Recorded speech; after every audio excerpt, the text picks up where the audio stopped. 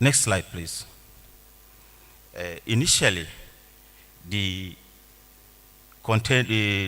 needs for expansion of infrastructure in Nigeria, this is how our ports were looked before.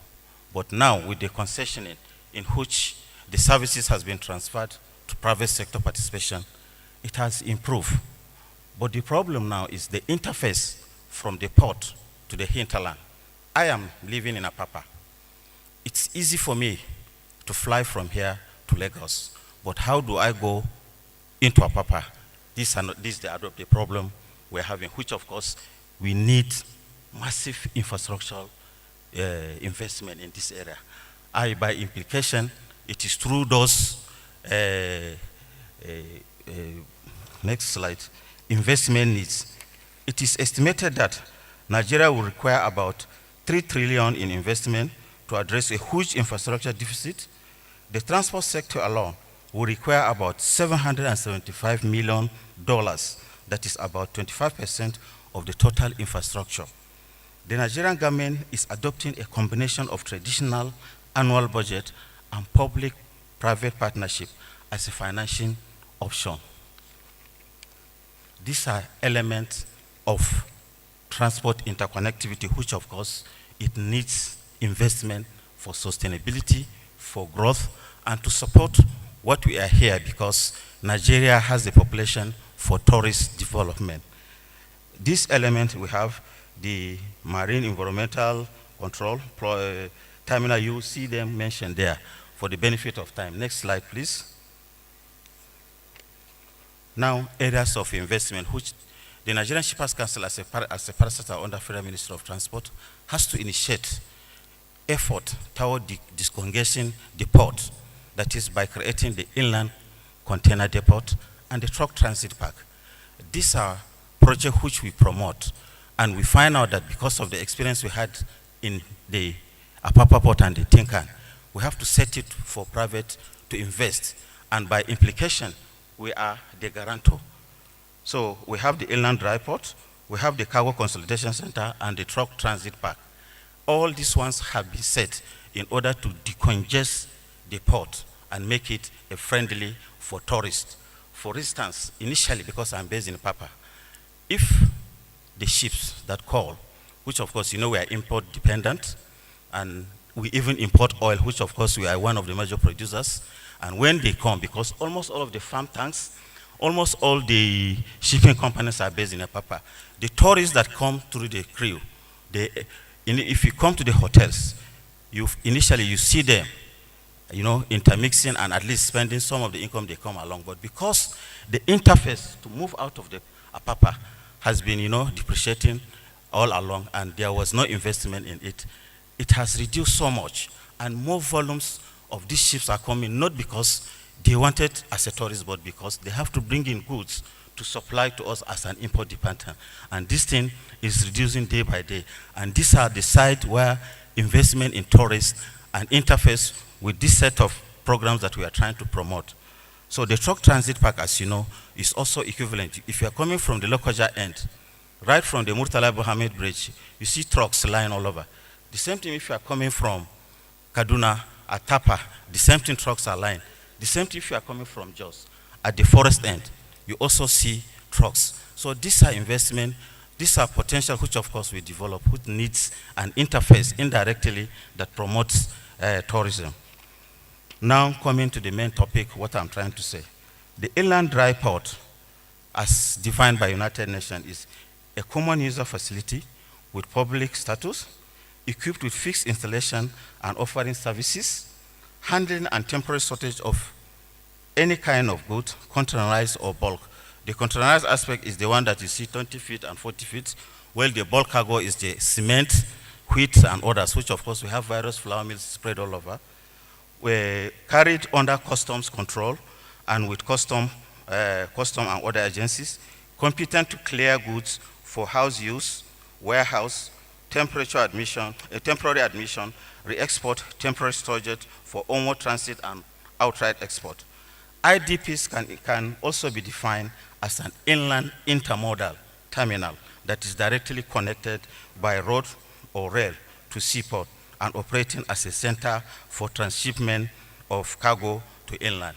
So on our own too, in order to ensure the genuinity of what we are trying to promote, the inland container depot, the truck transit park, and the container freight station, which is a consolidating area, we have to seek the approval of the federal government, which of course in Nigeria, the establishment of dry port was approved by the Federal Executive Council on 21st May 2007. The approval was consequently gazetted via Federal Government Gazette of the Nigerian Shippers Council Act, which of course that's the procedure. So we went further to describe the benefit of the inland dry port to our economy, to the tourist destination, and development generally. The benefit of the inland dry port for sustainable economic growth cannot be overemphasized. These, among others, include easing the difficulties and problems faced by shippers of goods to and from Nigeria, decongesting the seaport by increasing storage facilities and improving infrastructure, facilitating door-to-door delivery of cargo to and from importer and exporter, providing quick and safe access to port facilities from inland transport networks. These are all the benefits, which of course at the end, a slide will be made available for you to know this ICD, as we are saying. The next, you find out that you see a picture of an ideal inland dry port. I was opportune to undergo a training in East African port. Mombasa is a port city in the east, and they have the conventional rail, which of course the narrow gauge. But because there is management, there is commitment, right from Mombasa, they pick a container that is from sea. That is, a sea is another mode. The land is another mode. Now this port is serving Uganda. If you move all through from Mombasa to Nairobi and down to Victoria Lake. And that Victoria Lake also, you pick up another mode. Supplying, they have the Victoria Lake is bordering southern Sudan, Uganda, and Rwanda. So these are the type of container model which is being facilitated by our sister African countries, and we pray that we too we can be. In May 2000, the federal government of Nigeria, well, I have said so. Now, the present location of ICDs, which has been gazetted and approval has been given. The location, we have 7 locations based on their capacities. One is Isialanga, and those locations, because we don't want the failure we experience from the Apapa and the Tinkan aspect, we have to now set them on PP model, Shippers Council being the guarantor. So we have one, Isialangwa ICD, and we have to spread it on the national spread. Isialangwa in Aba, Irumu ICD in Ibadan, we have Haipang in Jos, Zuachiki in Kano, Zamfarawa as a container freight, because it is a consolidating center. It's meant to promote export. Container freight station. We have Jauri in Maiduguri, which of course may not be possible now because of the insurgency there, but it has been gazetted. Then we have the Kaduna Inland Dry Port, where, well, for some of us who are very current, it has been commissioned. It has been given all the status of a complete port.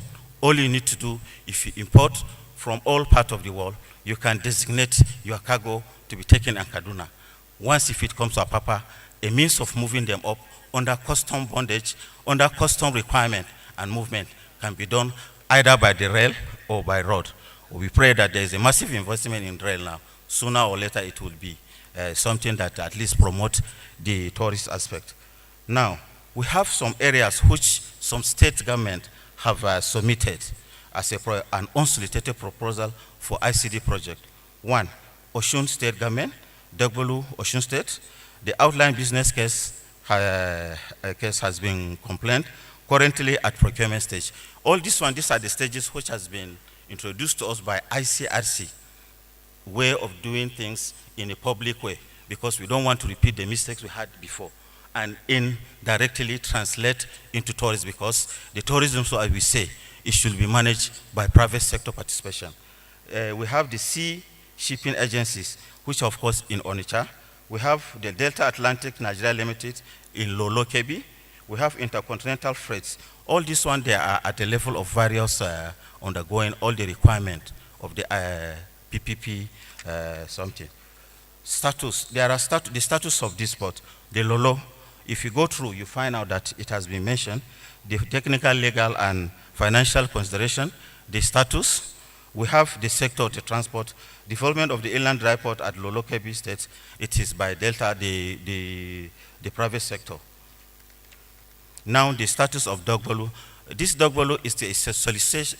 It was solicited by the state government, the Osun State, which of course they have to provide the necessary environment, providing the infrastructure, all the enabling environment, and we act as a guarantor and see the other side aspect of the public participation. But the state government should provide all the necessary, providing land, paying compensation, non-encumbrance, and giving the CFO to Shippers Council before we hand it. Thank you. Yeah, please. Now, what is on ground? The project feasibilities have been done for almost all the 7. 6 ICDs approved by the Federal Executive Council, a plan reorganization. These ICDs are going to be managed on build, own, operate, and transfer. That is, if I'm an investor who decided to invest in Kaduna ICD, I should now build on for some time after some years. It is under our own MOU that a certain years I will transfer the management either to state or the private sector who is the beneficiary within that era.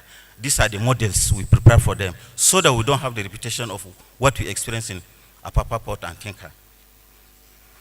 All the requirement which has to do with OPPC because it's a technical something which needs expert. Now state of ICD development. All the construction work is going because the site has been surveyed and marked, but you know, sometimes the investors which we have to, the commitment and the zeal to implement, that's why we're having, so we have to evaluate some of them. Now we have a statistic. This is the status of some of the dry ports. You see Kaduna has taken effect, and these are the various ports. And this may be as a result of some of the infrastructure or as a result of investor, which, you know, we're having problem in trying to sort out some 1 or 2 things with the various managers of this.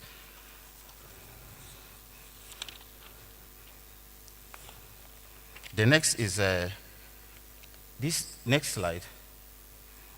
This is a truck transit park. Definitely, it's also a model that facilitates intermodalism. It's a 21st century ways of trying to manage transport for possible interface for economic growth. If you go to Ogere, you see how you can move out Ibadan. If you go to Ore, the same thing. We have almost all the trucks because we move our oil with trucks. Just like they say, pipeline is the best way. But trucks are now becoming menace all over. Our sisters have discussed about trucks will not have a real light. You will see a lot of environmental hazard to people. So we are now trying to promote this one also on private, public-private partnership, so that somebody will come, even if it means having a special purpose vehicle.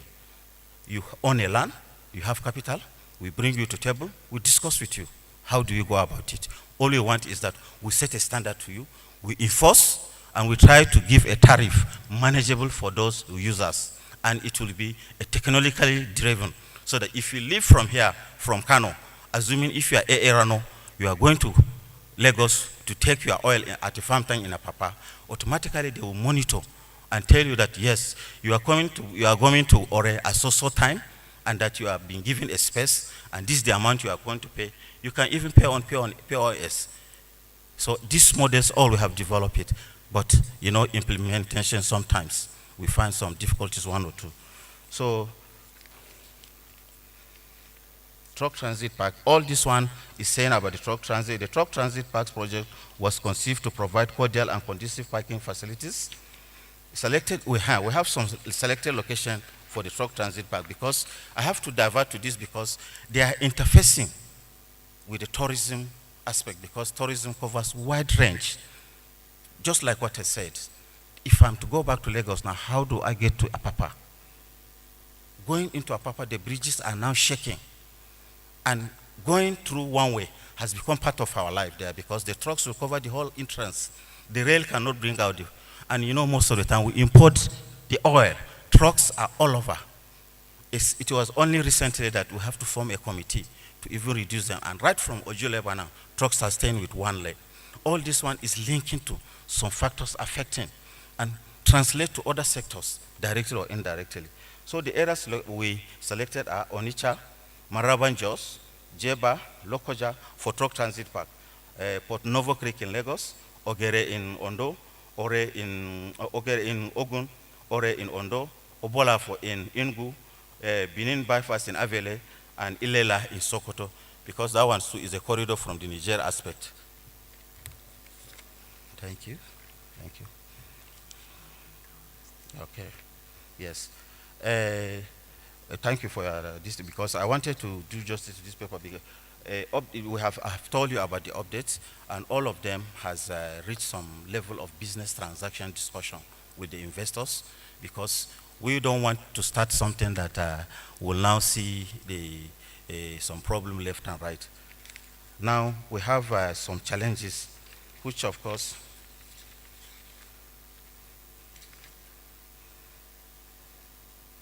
the development of truck transit park in Lokoja.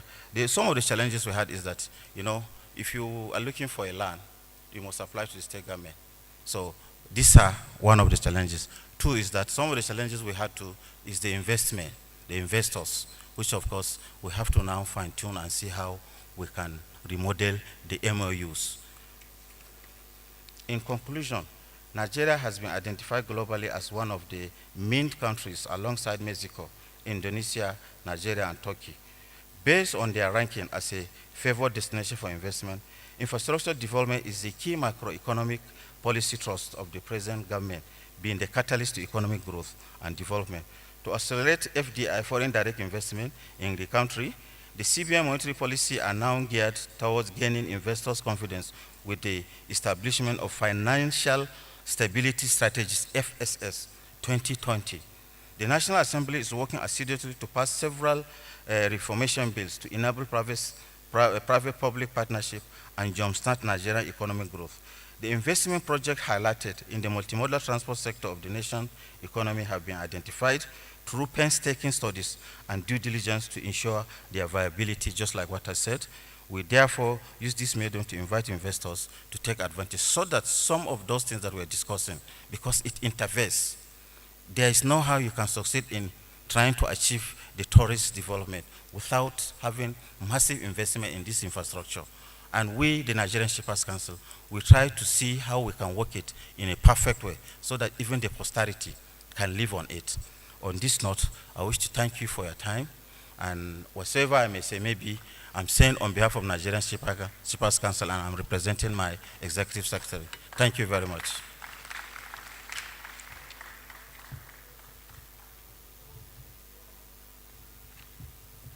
Thank you very much, Mr. Ahmad Yaza.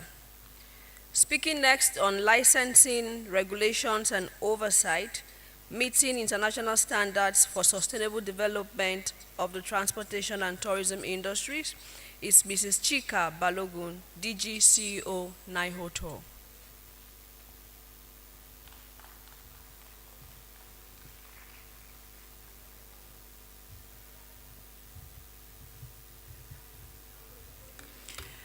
Good afternoon, and may I stand on all existing protocols.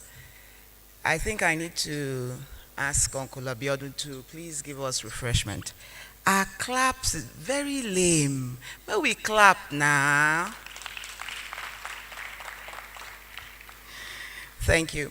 It's not because the person coming to speak needs, but it just makes you feel good that they're about to listen to you. Thank you so much. I'm part of Chief Abiodun's team, so I will start by thanking everyone who has made it to this summit. It's the first, and it's been very well attended, and we've had quite a lot of very good speakers.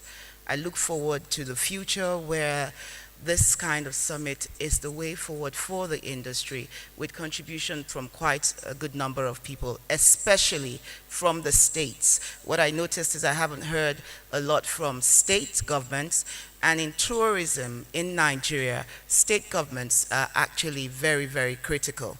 A lot of complaints come from multiple taxation, multiple regulation, multiple licensing, and all of that between the federal government and the state governments from the operators in the industry. So I would encourage that the states, if they can hear me, plan to make very good representation at the coming summit next year. Thank you. Now, the topic given to me is a controversial one. I don't know why I agreed.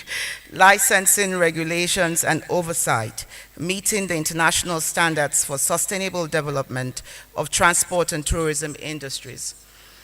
I'm going to take this slightly different from, the slides that had been prepared earlier. I would look at it coming as the chairperson for the National Mirror Committee on Tourism and Related Services in Nigeria. This is a committee coming out of the Standards Organization of Nigeria, SON, and it's a mirror committee of the International Organization on Standardization, the ISO.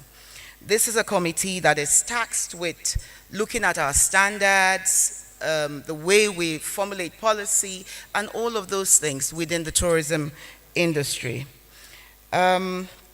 So let's first of all give a big round of applause to SON for considering the tourism industry and setting up the NMC. Our job at the NMC is to adapt or formulate new standards for the tourism industry. We do that by having a central committee. Quite a number of you here are members of the National Mirror Committee, and by virtue of the leave I have of this microphone, I'd like to invite all the professionals who are sitting here and are not here but can hear me to kindly join the National Mirror Committee on Tourism and Related Services. We need more experts in different fields within the tourism family to help us with setting standards for Nigeria. The bone of contention for tourism, as well as all sectors in Nigeria, is standardization.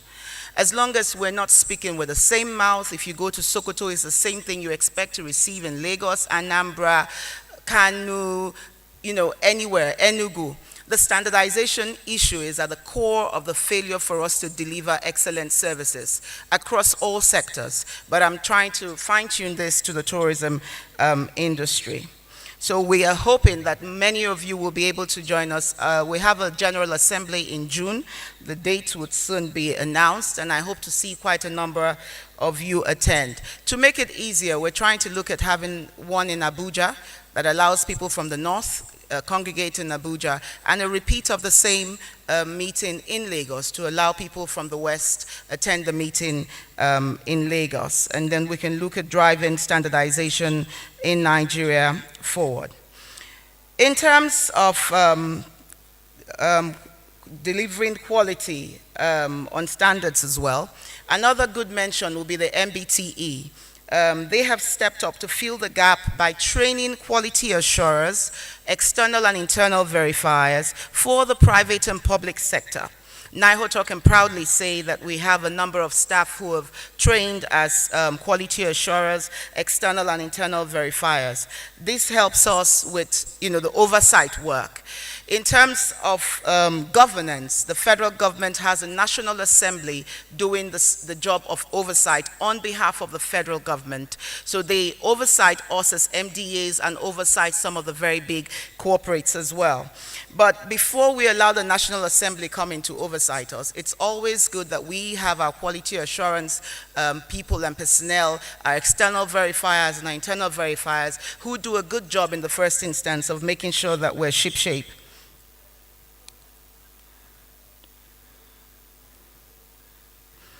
The officers who do this job are critical in terms of training to develop a more robust and standardized training system, and they're able to carry out thorough certification and registration of personnel in our industry for a more standardized and effective service delivery. The outcome of getting this right is a guarantee for a leap forward for Nigerian tourism, such as the first man landing on the moon was a leap for mankind. It is so critical that we understand what standards will do. I'm revising the topic a little bit because, if we don't start from standardization, the rest of it will not be built on top of it. I know a lot of the practitioners have issues with states having their own standards and all of that. The NMC is addressing this. All the states have been invited to the NMC. Most of them have sent us their own tourism documents, their regulation documents, and we're working cohesively to have one national document on standardization for the tourism industry. And when I say tourism industry, it cuts across everyone, from the waterworks to transportation to all of them. They're all part of this drive towards standardization. Now, I proudly bring to you NIHOTO one more time. As soon as the president signs the bill, NIHOTO will have to certify all the personnel who work in the industry, just like the MBA does. We'll have to certify and register all the personnel. It means that someone would not come with an Oluwole and say that I have an MBA in tourism, I have an MSc in hospitality from Toronto University, and he becomes acceptable and he becomes a manager of a 5-star hotel in Nigeria. And there's no verification of that particular certification that he claims to have.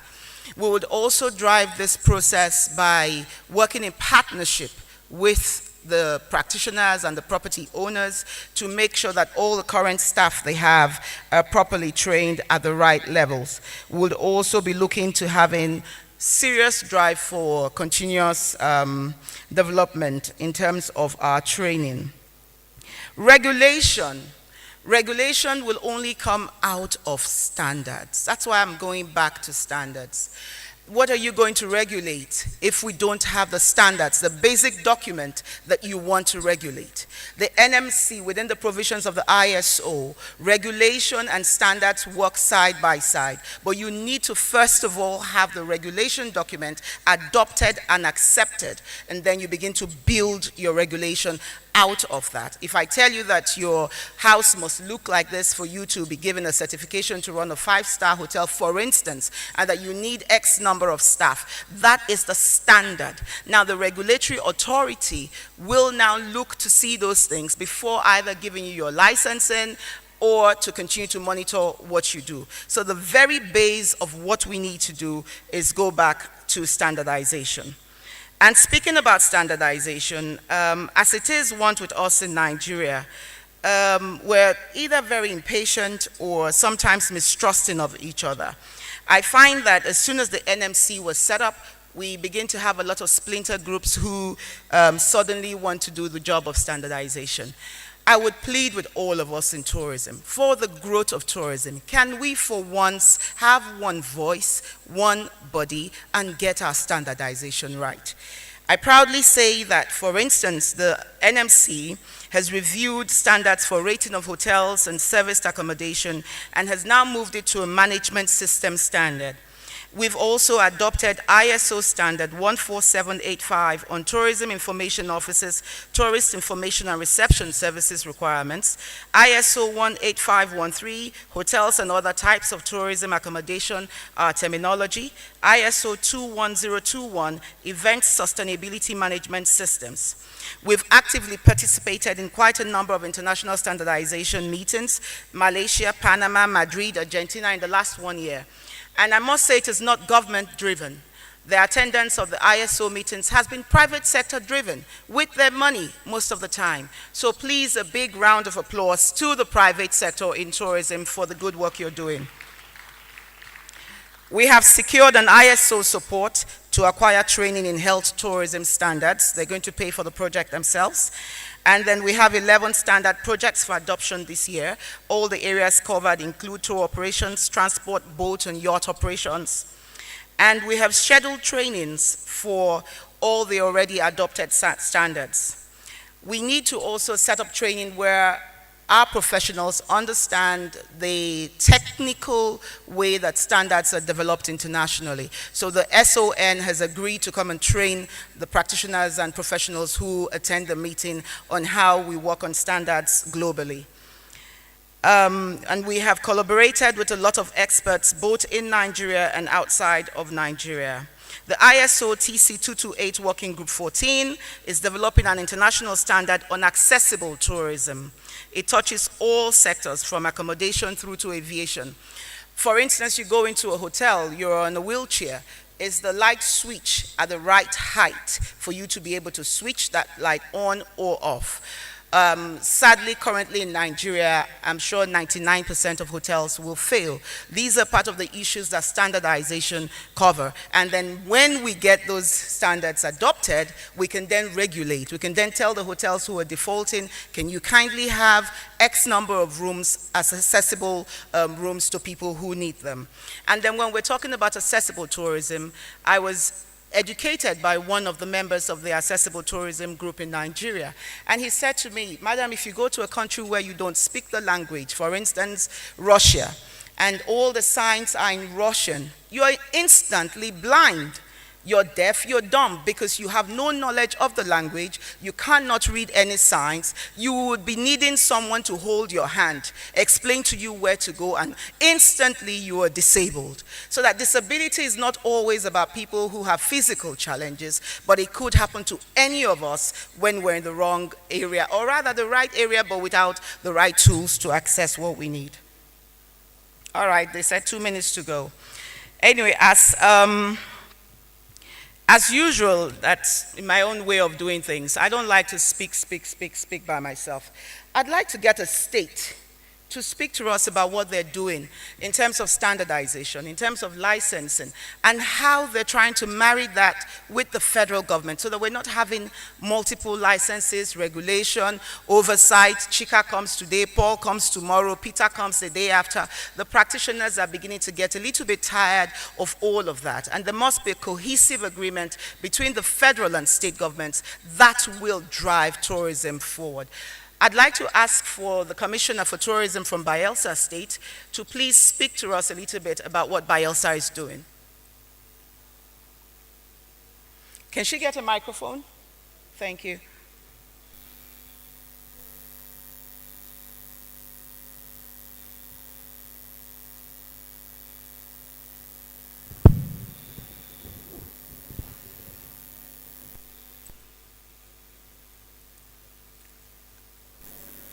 The microphone is taking a jog. It's part of tourism, health tourism. They're jogging around. That's right. Good afternoon, everyone. In Bayelsa State, we have been working closely with NIATOR as well as the Institute of Tourism Professionals. And the idea is to work with them so that we can synergize with what the federal government is doing. And in the process, we have, because we've done a lot of investments in tourism, both health tourism and hotels and just of our area, and also religious tourism. And we felt that it was necessary to work with, for instance, I'm the Commissioner for Tourism Development. Unlike most states where tourism and culture are placed together, we separated it so we can focus more on the tourism development aspect. And what that has mean is that we've set up an institute, International Institute for Tourism, where, because it's important for capacity building. The capacity building is key in the process of tourism because people will come and you have to give them the right service, especially the frontliners. And that's why we partner with both NIATOR and the Institute for Tourism Professionals. And that way, they even come to regulate us. They have come to regulate us and see what we have put in place as per infrastructure, and at the same time to see how we disseminate information to the people that come for training. Then outside that, we have passed our own bill for standardization and to regulate our tourism sector in the state. And that's one of the reasons why we are here, to learn more and to see how we can, synergize with both other private sectors as well as the federal government and make sure that we progress from there. Thank you. Thank you very, very much, Madam Commissioner. That is Bayelsa State. They have passed a bill, and they worked closely with us. So except for maybe the names of some of their villages, in that bill, it generally is in consonance with what the federal government is doing. So I'd encourage other states as well. It shouldn't be we shouldn't be ego tripping. If we really want real development, if we want our names to be left in the sands of times as the people who pushed the tourism agenda forward for Nigeria, as if you're a tourism journalist, if you own a property, if you're a tour operator, if you're even a tour guide, even a front office, person or front desk operative, I would encourage all of us to realize that tourism is business. It is huge business. It's unbelievable the amount of untapped resources that we have here in Nigeria. But to attract even Nigerians to travel Nigeria, we must standardize. We must standardize. And when we're done with standardization, we must accept regulation. Otherwise, it's a free-for-all. There won't be any need working hard on the standardization document if you cannot regulate that document. So I would plead with the practitioners to please understand that it's not just about government, it's about us. It's about us getting it right. So I'd encourage a partnership with the journalists, with the practitioners, with the tour guides, with all of the people who work in tourism, a partnership with government. We can't get it right all the time in government, but if you see me as someone that is your partner, then the way you approach times when I don't get it right will make it easier for me to learn, want to learn from you, and we can move forward from that particular sticking point. In conclusion, the transport and tourism industries are major players in the Nigerian economy, given the fact that they are high employment generators and job multipliers. The need to license and regulate the industries cannot be overemphasized in all ramifications. The transport system is central to economic development and needs to be standardized to support the growth of the Nigerian tourism sector. Of course, we said this yesterday, we might repeat it again. Political will is required to improve standards on service delivery of the tourism and transport sector. And by this, we're speaking to the legislators both at state and federal level. A synergy of major players in the tourism transport industries to strengthen service delivery through regulatory practices. Currently, if you enter a taxi in Nigeria, you don't know if you're safe. If something happens to you in that taxi, where do you go to? Who comes to your aid? Where is the law? Where's the regulation? I'm happy to hear